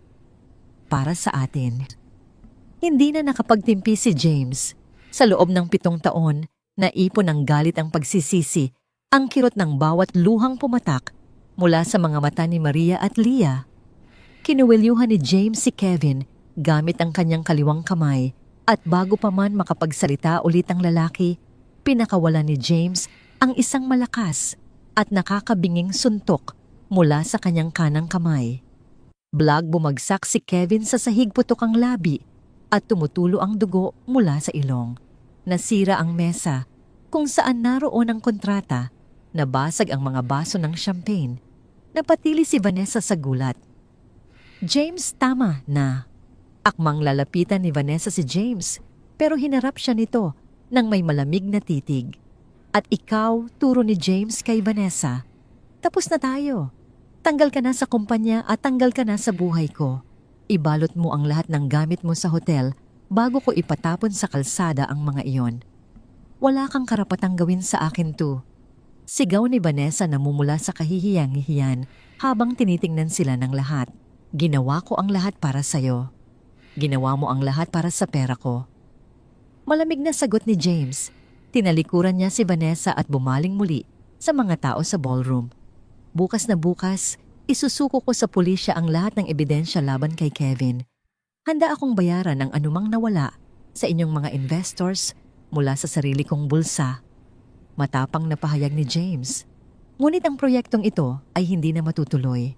Ang lupang iyon ay hindi sa atin at hinding-hindi ko nahahayaang may manakit sa pamilya ko. Pagkatapos ng mga salitang iyon, naglakad si James pababa ng entablado. Walang pumigil sa kanya. Ang mga tao ay kusang gumawa ng daan para sa kanya. Habang naglalakad siya palabas ng ballroom, iniwan niya ang nasirang reputasyon ni Kevin at ang basag na pangarap ni Vanessa. Paglabas ni James sa pinto, huminga siya ng malalim. Ang malamig na hangin ng gabi ay dumampi sa kanyang pawisang mukha. Nawala ang kanyang pinakamalaking proyekto. Nawala ang malaking bahagi ng kanyang yaman. Siguradong sasampahan siya ng kaso ng mga kalaban niya sa negosyo. Pero sa unang pagkakataon, matapos ang 7 taon naramdaman ni James na malaya siya. Malaya mula sa lason ng kasakiman, sumakay siya sa kanyang sasakyan. Wala na siyang pakialam sa Maynila. Wala na siyang pakialam sa pera. Mayroon pa siyang isang huling taong kailangang harapin at alam niyang ito ang magiging pinakamahirap na laban sa lahat. Binuhay niya ang makina at pinaharurot ang sasakyan pabalik sa sitio Santa Ines, papunta sa kaisa-isang tahanan na gusto niyang uwian. Kinabukasan matapos ang kaguluhan sa hotel, gumising ang probinsya ng Laguna sa isang madilim at mabigat na umaga. Wala ang sikat ng araw. Sa halip ang kalangitan ay nababalot ng makakapal na itim na ulap. Ang hangin ay humihip ng pabalik-balik nagbabadya ng isang malakas na bagyo. Ayon sa radyo ni Aling Rosario, signal number 3 na ang bagyong Ambo. Inaasahang tatama ito sa kalupaan. Bago magtanghali, sa sitio Santa Ines abala ang lahat. Pilit na nililikas ng mga tao ang kanilang mga alagang hayop at itinatali ang mga bubong na yero upang hindi liparin ng malakas na hangin. Para kay Maria ang sitwasyon ay mas mahirap. Ang sunog kamakailan ay nagpahina sa estruktura ng kanilang likod bahay. Ang kusina ay halos nakalantad dahil nasunog ang bahagi ng dingding na nakadikit sa bodega. Nag-iisa siya pilit na nagpupukpok ng mga lumang plywood para takpan ng mga butas habang si Leah ay nakaupo sa loob ng bahay, yakap-yakap si Miming at nanginginig sa takot sa bawat kulog. Nanay, ang lakas po ng hangin. Sigaw ni Leah mula sa bintana. Ang boses ay halos liparin ng ingay ng paligid. Pumasok ka sa ilalim ng mesa, anak, babalikan kita. Pasigaw na sagot ni Maria. Pinupukpok niya ang huling pako sa plywood, ngunit dahil sa lakas ng hangin, muntik nang matanggal ang kahoy at tumama sa kanyang muka. Wala siyang sapat na lakas. Nagsisimula na siyang maiyak sa pagod at kaba, ngunit pinipigilan niya ito. Kailangan niyang maging matatag para kay Leah. Biglang may pumarada sa labas ng kanilang gate, isang putikang pickup truck na hindi kay James kundi isang nirentahang sasakyan mula sa bayan. Bumaba si James. Nakasuot ito ng makapal na rain jacket bota at may dalang mga kagamitan, lubid martilyo at mga dagdag na tabla. Ang mukha niya ay basa ng ulan pero ang mga mata niya ay nakatutok kay Maria na nahihirapan sa kusina. Tumakbo siya papasok ng bakuran, hindi na nag-abala pang kumatok o humingi ng permiso. Maria, tumabi ka ako na. Sigaw ni James pagkalapit niya. Inagaw niya ang martilyo mula kay Maria at siya na ang nagpukpok sa tabla ng buong lakas. Gulat na gulat si Maria. Anong ginagawa mo rito, bumabagyo, James? Kaya nga ako nandito. Sagot ni James sumisigaw para magkarinigan sila sa lakas ng ulan. Hindi ko kayo pwedeng iwan dito nang mag-isa. Hindi na nakipagtalo si Maria. Sa totoo lang, kailangan niya ng tulong. Mabilis silang nagtulungan. Habang pinupukpok ni James ang mga yero, itinatali naman ni Maria ang mga lubid sa poste para patibayin ang bubong. Basa na silang dalawa nilalamig at hapong-hapo. Pagkaraan ng isang oras, tuluyan nang bumuhos ang matinding ulan at hangin. Pumasok silang dalawa sa loob ng bahay, isinara at nilock ang pinto.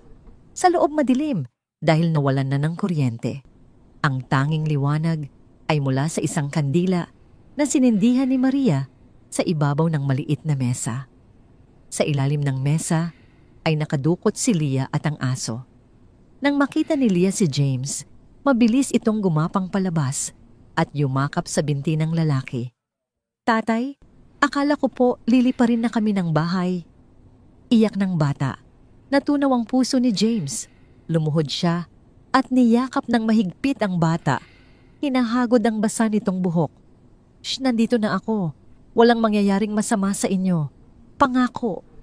Pinanood sila ni Maria mula sa kusina. Nakita niya kung paano hawakan ni James si Leah, puno ng pagmamahal at pag-iingat. Kumuha siya ng 2 malinis na tuwalya at inihagis ang isa kay James. Magpatuyo ka. Malamig, ngunit hindi galit na utos ni Maria. Baka magkasakit ka pa rito, dagdag problema ka lang. Tumango si James at pinunasan ang kanyang buhok. Naupo sila sa sahig ng sala, malayo sa mga bintanang salamin, sakaling mabasag ito ng hangin. Nakasandal si Leah sa dibdib ni James at mabilis na nakatulog dahil sa pagod at pakiramdam na ligtas siya. Ang katahimikan sa loob ng bahay na binabasag lamang ng hampas ng hangin at ulan sa labas ay nagdulot ng isang mabigat na tensyon sa pagitan ni James at Maria Ami. Salamat sa tulong mo. Basag ni Maria sa katahimikan ng boses ay pabulong para hindi magising ang bata. Tumingin si James kay Maria. Ang mga mata ng lalaki ay puno ng pinagsamang pagod at kalungkutan. Kinansela ko na ang proyekto, Maria. Pag-amin ni James, wala nang resort na itatayo rito. Napatingin si Maria sa kanya bakasang gulat. Paano at? Bakit bumuntong hininga si James? Ikinuwento niya ang nangyari sa hotel kagabi, ang pagsuko niya sa kontrata, ang paglantad niya sa mga kalokohan ni Kevin, at ang paghihiwalay nila ni Vanessa. Nalaman ko na ang totoo, Maria. Patuloy ni James, ang boses ay nagsisimulang manginig. Nakausap ko si Lola Rosario. Binigay niya sa akin ang diary mo. At nahanap ko rin si Tomas. Nanlaki ang mga mata ni Maria nang marinig ang pangalan ng lalaking ginamit para siraan siya noon. Bigla siyang napaiwas ng tingin, hindi pilit na itinatago ang mga luhang nagbabadyang tumulo. Alam mo na pala, mapait na sagot ni Maria nakatingin sa apoy ng kandila. Napatunayan mo nang hindi ako malandi, hindi ako manloloko. Sana masaya ka na. Hindi nakatiis si James. Dahan-dahan niyang inilapag si Leah sa isang unan sa sahig at gumapang siya palapit kay Maria. Paglapit niya biglang lumuhod si James sa harap ni Maria. Pareho ang kanyang tuhod sa malamig na sahig. James, anong ginagawa mo? Tumayo ka nga dyan. Naiilap na sabi ni Maria. Pero hindi gumalaw si James. Hinawakan niya ang dalawang kamay ni Maria kahit pilit itong binabawi ng babae. Mahigpit pero banayad ang hawak niya.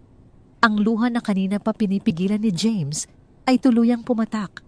Ang mapagmataas na bilyonaryo ay umiiyak na parang bata sa harap ng babaeng sinaktan niya.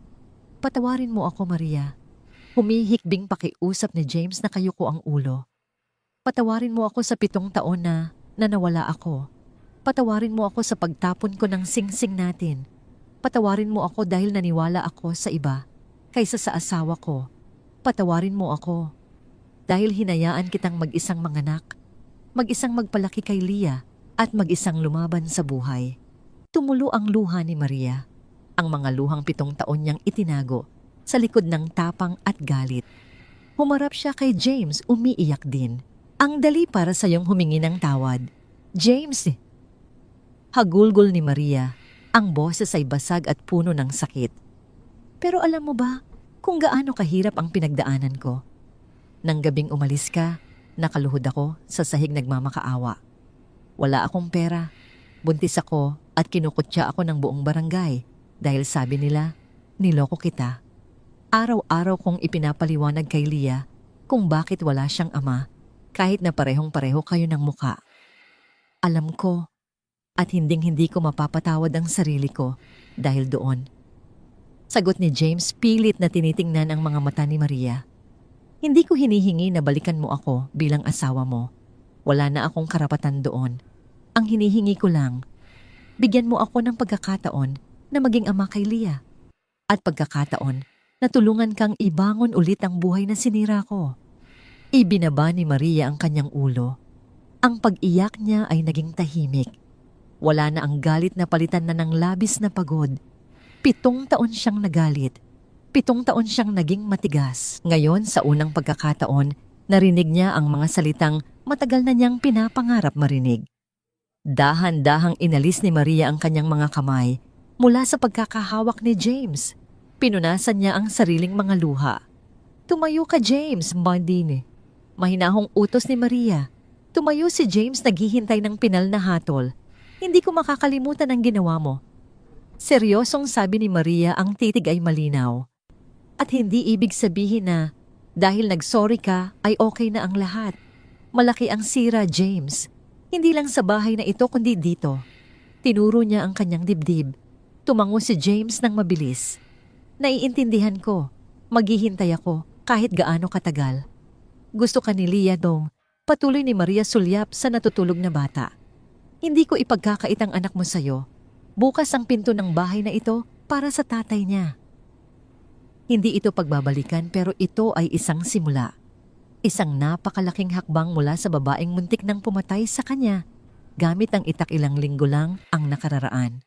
Ngumiti si James, isang mapait, ngunit punong-puno ng pag-asa ng ngiti. Salamat, Maria. Salamat. Bumalik sila sa pag-upo sa sahig habang patuloy na nananalasa ang bagyo sa labas. Ngunit sa loob ng maliit na bahay ang pinakamalaking uno sa pagitan nilang dalawa ay unti-unti nang humuhupa.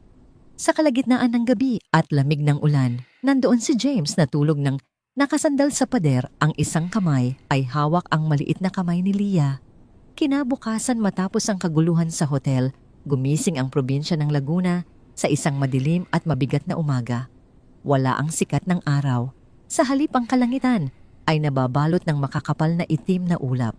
Ang hangin ay humihip nang pabalik-balik nagbabadya ng isang malakas na bagyo. Ayon sa radyo ni Aling Rosario, signal number 3 na ang bagyong Ambo. Inaasahang tatama ito sa kalupaan bago magtanghali. Sa Sitio Santa Ines, abala ang lahat. Pilit na nililikas ng mga tao ang kanilang mga alagang hayop at itinatali ang mga bubong na yero upang hindi liparin ng malakas na hangin. Para kay Maria ang sitwasyon ay mas mahirap. Ang sunog kamakailan ay nagpahina sa estruktura ng kanilang likod bahay. Ang kusina ay halos nakalantad dahil nasunog ang bahagi ng dingding na nakadikit sa bodega. Nag-iisa siya pilit na nagpupukpok ng mga lumang plywood para takpan ang mga butas habang si Lia ay nakaupo sa loob ng bahay, yakap-yakap si Miming at nanginginig sa takot sa bawat kulog. Nanay ang lakas po ng hangin. Sigaw ni Lia mula sa bintana.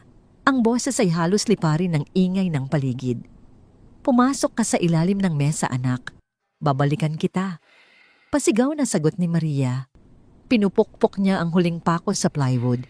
Ngunit dahil sa lakas ng hangin, muntik nang matanggal ang kahoy at tumama sa kanyang mukha. Wala siyang sapat na lakas. Nagsisimula na siyang maiyak sa pagod at kaba, ngunit pinipigilan niya ito. Kailangan niyang maging matatag para kay Lia.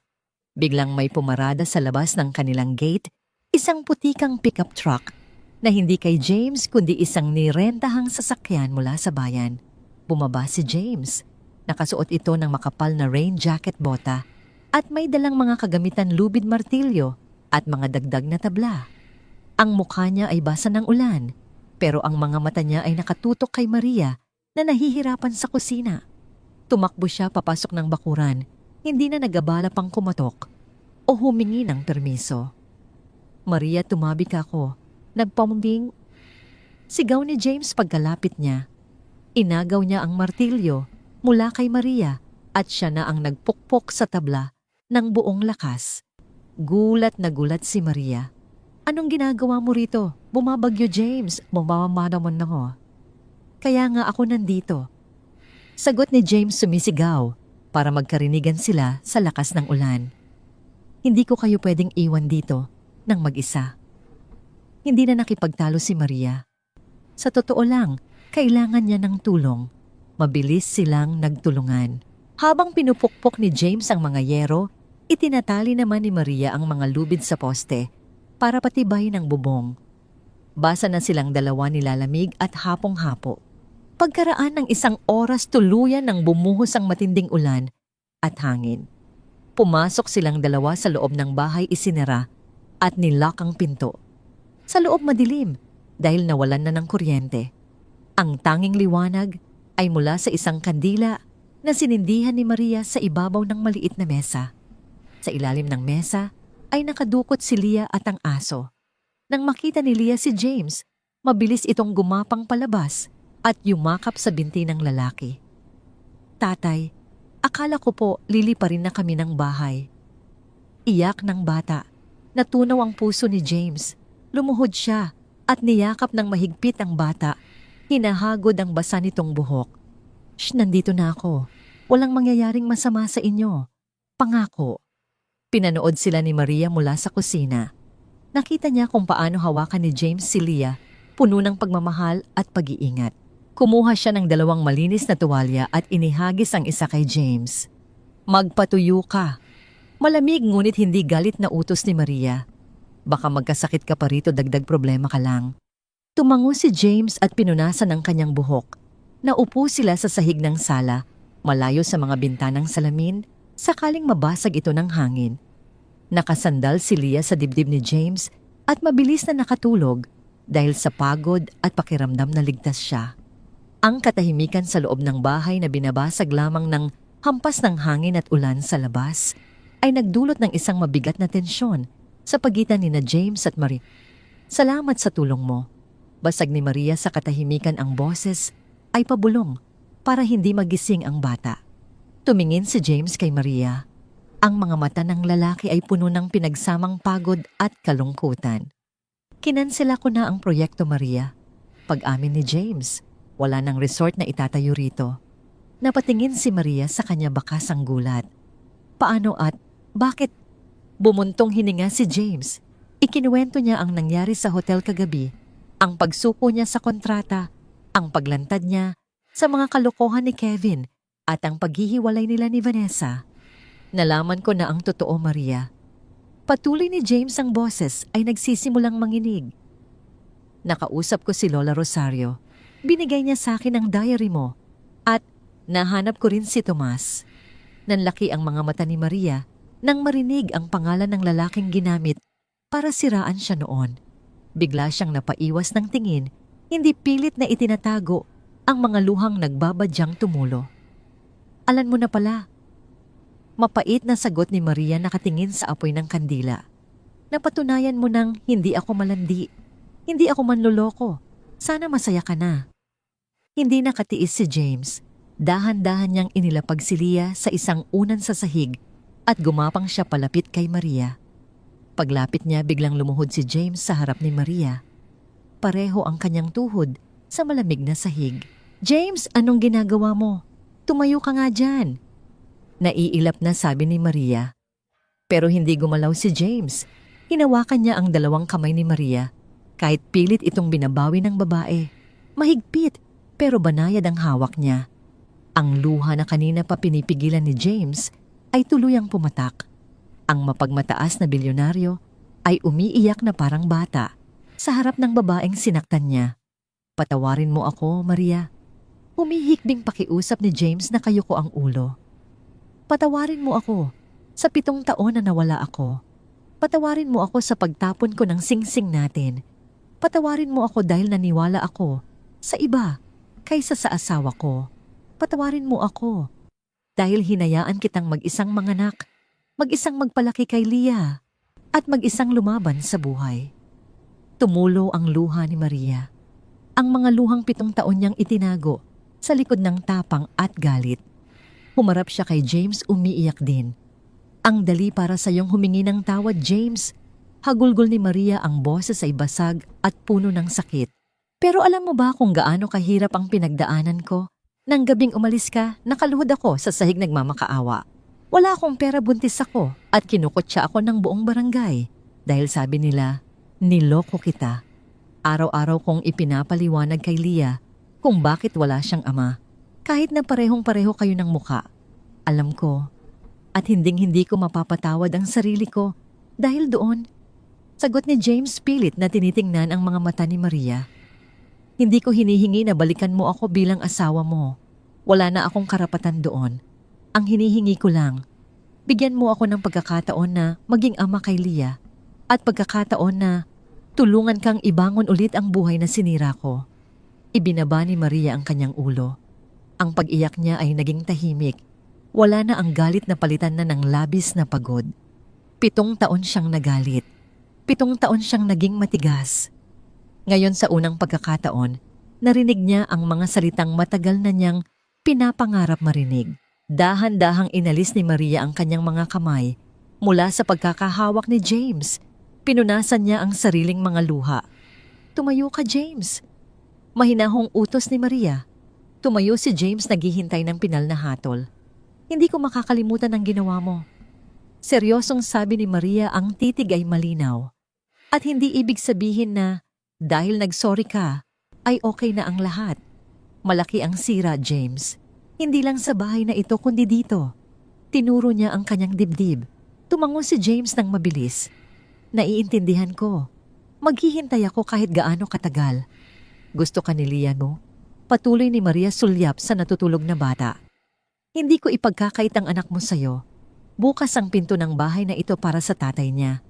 Hindi ito pagbabalikan pero ito ay isang simula. Isang napakalaking hakbang mula sa babaeng muntik nang pumatay sa kanya gamit ang itak ilang linggo lang ang nakararaan. Ngumiti si James, isang mapait, ngunit punong-puno ng pag-asa ng ngiti. Salamat, Maria. Salamat. Bumalik sila sa pag-upo sa sahig habang patuloy na nananalasa ang bagyo sa labas. Ngunit sa loob ng maliit na bahay, ang pinakamalaking unos sa pagitan nilang dalawa ay unti-unti nang humuhupa. Sa kalagitnaan ng gabi at lamig ng ulan, nandoon si James na tulog ng nakasandal sa pader. Ang isang kamay ay hawak ang maliit na kamay ni Leah.